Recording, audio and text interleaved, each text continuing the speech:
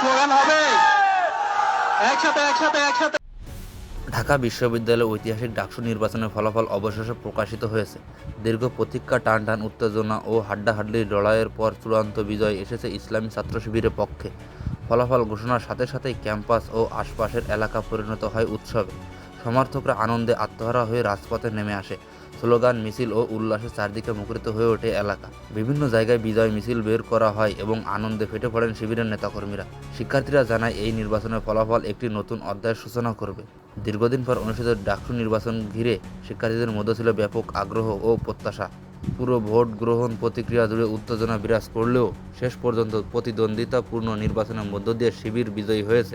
রাজনৈতিক বিশ্লেষকরা মনে করছেন, ডাকসু নির্বাচনের এই জয় ভবিষ্যতে ছাত্র রাজনীতির প্রেক্ষাপটে একটি গুরুত্বপূর্ণ পরিবর্তন ইঙ্গিত বহন করছে। সুপ্রিয় দর্শক, এই বিষয়ে আপনাদের মতামত কি তা জানান বিস্তারিত কমেন্টে।